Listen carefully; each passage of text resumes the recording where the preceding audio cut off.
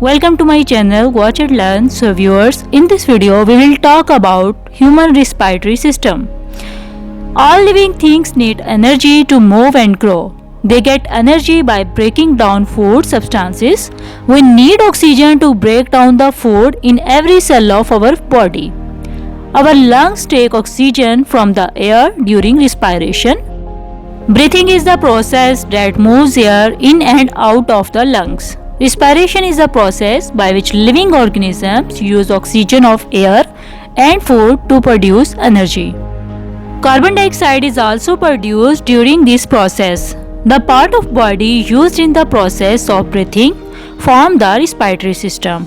I hope so you understood this simple concept from my video.